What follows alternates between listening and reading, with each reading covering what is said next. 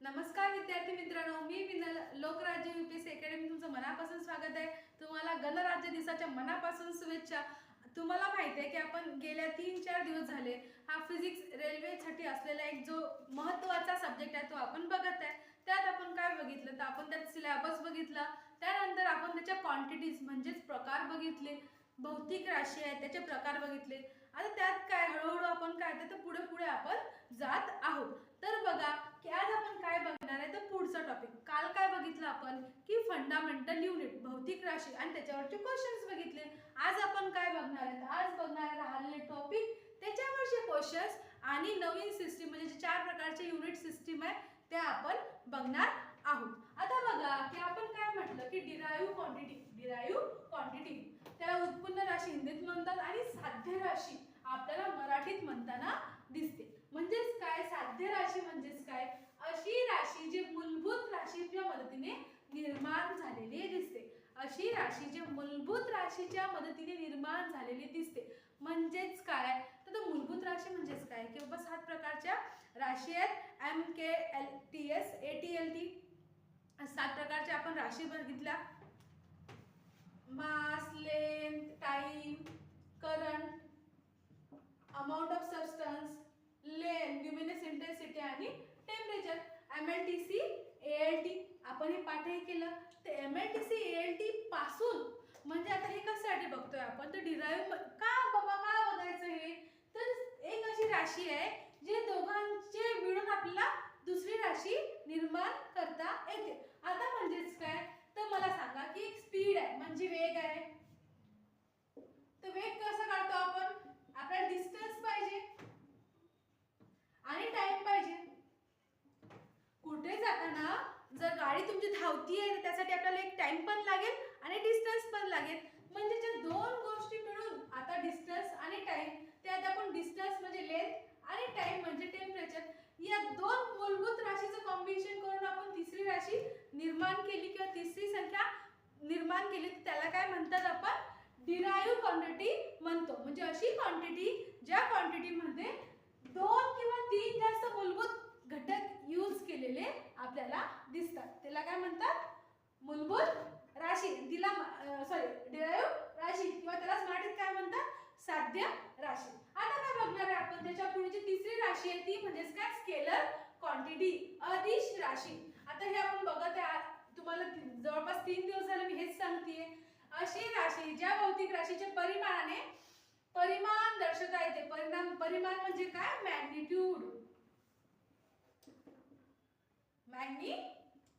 दर्शवता येते. आता मला सांगा की तुम्ही आज शेतात गेला, शेतात तुम्ही काम केलं तर सांगा बरं किती किलो काम केलं किंवा किती मिनिटं काम केलं तर तुम्ही वेळ सांगसाल की बाबा मी 3 घंटे काम केलं. पण तुम्ही डायरेक्शन सांगणार का, तुम्ही डायरेक्शन सांगणार का. मला सांगा माझं वेट किती आहे तर माझं वेट 35 किलो आहे. नाही आहे त्याच्यापेक्षा जास्त आहे पण 35 किलो. तर मग वेट मध्ये वजनामध्ये आपण काय सांगतो की 35 किलो. तर 35 किलो यात तुझी डायरेक्शन दिसते का, यात तुम्हाला दिशा दिसते का तर ऑफकोर्स दिसतच नाही ना. तर म्हणजेच काय की बाबा स्केलर क्वांटिटी अशी राशी ज्यामध्ये फक्त परिमाण येते म्हणजेच काय किंमत येते. किंमत येते आपल्याला याच्यात दिशा दिसत नाही त्यालाच म्हणतात अदिश राशी. त्यालाच काय म्हणतात अदिश राशी. आता याच्या पुढे त्याची इचा भाऊ म्हणजेच काय की यात परिमाण तर आहेच, व्हॅल्यू मूल्य आहे, त्याच्यानंतर आपल्याला त्यात काय दिशा पण दाखवावी लागते. आता मला सांगा मी अशी उभी आहे, मला कोणतरी लोटतंय तर कोणत्या दिशेने लोटतंय, कोणत्या दिशेने फोर्स अप्लाय करते म्हणजे मी पुढे जाईल. म्हणजेच काय आपल्याला डायरेक्शन दिसते ना. म्हणजेच काय दिसते आपल्याला दिशा आणि परिमाण दिसायला लागतात. समजत आहे का, समजले काय की डिराइव्ह क्वांटिटी म्हणजेच काय, स्केलर क्वांटिटी म्हणजेच काय, वेक्टर क्वांटिटी म्हणजेच काय. म्हणजेच बघा force into mass into acceleration. Mass म्हणजे वस्तुमान, ऍक्सेलरेशन म्हणजे त्वरण. जेव्हा तुम्ही गाडीचं ऍक्सेलरेशन करता तेव्हा तुमची गाडी धावते ना एकदम भिन्नाट पडते. तर आपल्याला अशी एक्झामची गाडी कशी भिन्नाट पळवायची त्यासाठी आपल्याला वेक्टर क्वांटिटी शिकावीच लागेल. आता मग फोर्स म्हणजेच काय की बल. कोणत्याही गोष्टीला आपण हा पेन जर मी इथून इथपर्यंत येतेय तुम्ही याला फोर्स अप्लाय करतेय म्हणजेच काय बल लावतेय ना, हा स्वतःहून जाईल का, कारण की ही वस्तू आहे निर्जीव वस्तू आहे ते तर हलणारच नाही. मग फोर्स कशासाठी तर याला एक मास आहे, याला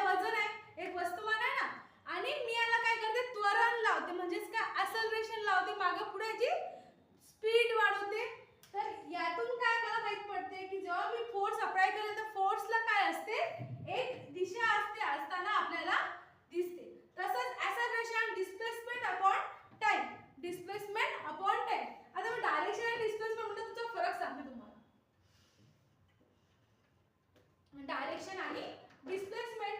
आता डायरेक्शन हे बघा, तुम्ही सरळ या रस्त्याने जाताय, सरळ सॉरी आता समजून घ्या, मुंबई पुणे हा हायवे आहे, मुंबई पुणे हा हायवे आहे, तर तुम्ही या डिस्टन्सनी कव्हर करताय, तुम्ही या डिस्टन्सनी कव्हर करताय. पण डिस्प्लेसमेंट म्हणजेच काय की इथून इथपर्यंत जायला तुम्हाला छोटा रस्ता लागेल किंवा कमीत कमी वेळ लागेल, त्याला म्हणतात डिस्प्लेसमेंट. त्याला काय म्हणतात, विस्थापन. म्हणजेच काय की हा एक रस्ता आहे, हा एक रस्ता आहे, इथून तुम्ही एकदम शॉर्टकट शोधला, तुम्ही याला इथं पोहोचायला 3 घंटे लागतात, पण तुम्ही 2 घंट्यात पोहोचू शकता, त्यालाच काय म्हणतात, डिस्प्लेसमेंट, विस्थापन. कमीत कमी वेळेत चांगले डायरेक्शन प्रोव्हाइड करणं त्याला विस्थापन असे म्हणतात. आता पुढे काय बघणार आहे, तर आपण युनिट बघणार आहे. अलग अलग प्रकारचे युनिट्स आहेत. तर युनिट मध्ये काय की आता ते युनिट कोणते, आपण ते एसआय युनिट बघितलं, पण अशी याची सुरुवात तरी आहे ना, ते आपण बघणार आहोत. आताच काय म्हणजेच काय की आता पुढे आपण काय बघितलं की फंडामेंटल क्वांटिटी बघितली, भौतिक राशी बघितली, साध्य राशी बघितली, अदिश राशी बघितली आणि सदिश राशी बघितली. आता आपण हे बघितलंय कशासाठी एवढी तामझाम करतोय, तर आपल्याला माहित असायला पाहिजे की आपल्या भोवती जेवढ्या गोष्टी आहेत त्या कसं तरी मोजावं लागते ना. आपल्याला पहिले माहित आहे की आपल्याला देवाणघेवाण पद्धत होती, मग त्याला इंग्लिशमध्ये काय म्हणतात, बार्टर सिस्टीम. बार्टर सिस्टीम म्हणजेच काय की आमचे 50 किलो गहू घ्या आणि तुमच्याजवळ असले 2 किलो टमाटे, 2 किलो कांदे तुम्ही द्या. म्हणजेच याच्या आदली बदली हे मिळत होतं, सोन्याच्या आदली बदली दुसरी गोष्टी मिळत होत्या, त्याला म्हणतात देवाणघेवाण पद्धत किंवा बार्टर सिस्टीम. आता हळूहळू प्रत्येक ठिकाणी प्रत्येक लोकांजवळ ह्या गोष्टी सेम नव्हत्या ना. आता कोणी सोन्याच्या बदली 2 किलो गहू दे, कोणा सोन्याच्या बदली 50 किलो गहू दे, तर मग यात काय होतं की गरिबाचं नुकसान होत होतं. मग आपल्याला एक प्रॉपर एक चांगली सिस्टीम लागेल ना, किंवा एक चांगलं उदाहरण लागेल, एक की बाबा 1 किलो एवढंच म्हणतात, 2 किलो एवढंच म्हणतात, 1 मीटर मध्ये एवढंच बसणार, 2 फूट मध्ये एवढंच बसणार. तर सुरुवातीला आधी काय होतं की आपण इथं काय बघणार आहे, युनिट. आता युनिट म्हणजेच काय, एकक. आता एकक, आता मला सांगा, तुम्ही असं बघितलं ना केजी, 50 मीटरचा. आता तुम्ही वायर घरी गेले की भाऊ 50 फूटचा वायर दे, 30 मीटरचा वायर दे, युनिट टाकायसाठी 50 मीटरचा दोर दे. तर मग हे मीटर कुठून आलं, मग आधी काय होतं, तर आता हे युनिट आहे, तर हे काय आहे युनिट, हे काय आहे युनिट, हे आपली झाली व्हॅल्यू, हे काय झालं आपलं वस्तुमान, वस्तुमान, आणि हे काय झालं आपलं युनिट.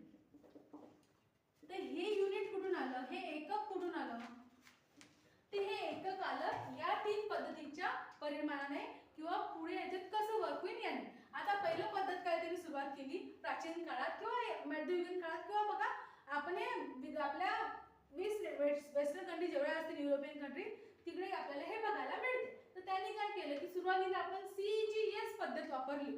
तर लांबीसाठी आपण काय म्हणू, म्हणजे की लांबीला तुम्ही सेंटीमीटर म्हणा, एक वस्तुमान असेल तर त्याला ग्राम मध्ये मोजा, वस्तुमान असेल तर ग्राम मध्ये मोजा, आणि जो टाइम आहे, जो वेळ आहे, तो सेकंड मध्ये मोजताना आपल्याला दिसते. म्हणजे कोणतीही लांबी असो, ऑल ओव्हर भारतात जगात कुठेही कोणती लांबी असो, ते कशात मोजा म्हणते, सेंटीमीटर मध्ये मोजा, ग्राम मध्ये मोजा किंवा सेकंद मध्ये मोजा. दुसरी गोष्ट म्हणजे मग नंतर काय MKS म्हणजेच काय, मीटर आला, किलोग्राम आला आणि सेकंड आला. कोणतीही लांबी असो, कशाची, कपड्याची लांबी असो, दोरीची लांबी असो, बॉटलची लांबी असो, कोणत्याही गोष्टीची लांबी घ्यायची असेल, तुम्हाला जर साडी किती 9 फुटाची नऊवारी साडी असेल आपल्या महाराष्ट्राकडे, तर नऊवारी साडीची लांबी कशी मोजणार, तर ते म्हणले की मीटर मध्ये मोजा. तुम्ही दूध घ्यायला गेले, तेल घ्यायला गेले, साखर घ्यायला गेले, काय घ्या, लिटर मध्ये घ्या किंवा किलोग्राम मध्ये घ्या, 100च किलो भेटणार आहे. आणि टाइम कशात मोजणार आहे, सेकंड मध्ये मोजायला सुरुवात झाली. त्याच्या पुढे काही ठिकाणी आपल्याला फीट, पाऊंड आणि सेकंड दिसते. म्हणजे की तुम्ही जे लेंथ आहे ते फीट मध्ये मोजा, किंवा आपण त्याला फूट म्हणतो, फूट मध्ये मोजा, किंवा पाऊंड मध्ये म्हणजे अर्धा किलो, नियर अबाउट अर्धा किलो म्हणजे पाऊंड मध्ये कॅल्क्युलेट होते. आणि सेकंड, टाइम हा सेकंड मध्ये मोजा. आता या सिस्टीम मध्ये आपल्याला काय दिसते बघा, CGS, MKS आणि FPS म्हणजेच काय की centimetre, gram, second, metre, kilogram, second, feet, pound, second. आता यात सांगा, यात फक्त 3च राशी, लेंथ,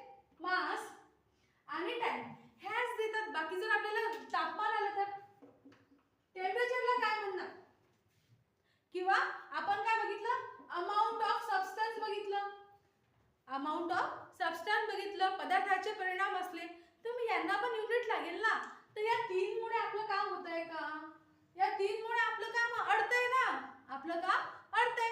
मग आपल्यासाठी याच्यासाठी जे ग्लोबली ऍक्सेप्ट केलं ते काय केलं, international system of unit. International system of unit, त्याला मोठ्या अक्षरात काय म्हणतात, एसआय युनिट. त्याला काय म्हणतात, एसआय युनिट. मग ते काय बघितले आपण, अलग अलग प्रकारचे एसआय युनिट, 7 प्रकारचे फंडामेंटल युनिट आपण बघितलेले आहेत. समजते का तुम्हाला किंवा समजलं की नाही की बाबा त्यांनी काय केली सुरुवात, त्यांनी म्हणजे कोणी, ग्रीक लोकांनी, विदेशातील जेवढे लोक असतील जे कॅल्क्युलेशन करतात त्या लोकांनी काय केलं की बाबा सीजीएस पद्धत, एमकेएस पद्धत आणि एमपीएस पद्धत. आता ही फीट कुठे असेल तर युरोपमध्ये असेल, पाऊंड तिकडेच मोजतात ना, तिकडेच मग ते पाऊंड मध्ये मोजायला लागले, किलोग्राम मध्ये मोजायला लागले. तर आपल्याला समजलं की आपल्याला फक्त 3च गोष्टी, लेंथ, मास आणि टाइम, लांबी, वस्तुमान आणि वेळ, ह्याच गोष्टी आपल्याला मोजता येतात. बाकी गोष्टी मोजताच येत नाही किंवा बाकी गोष्टी आपण सॉल्व्ह कशा करणार. जर कोणत्या गोष्टीचं तापमान मोजायचं असेल, प्रकाशाची तीव्रता मोजायची असेल किंवा टाइम मोजायचा असेल तर त्यासाठी एवढ्याच गोष्टी लागतील का. मग वेगळ्या गोष्टी कशा सुचल्या, तर त्या गोष्टी आपल्याला सुचल्यात इंटरनॅशनल सिस्टीम ऑफ युनिट. आता आपण काय बघणार आहे, आता जे आलेली क्वेश्चन्स आहेत डिराइव्ह युनिटवर, वेक्टर क्वांटिटीवर आणि स्केलर क्वांटिटीवर ते बघणार आहोत.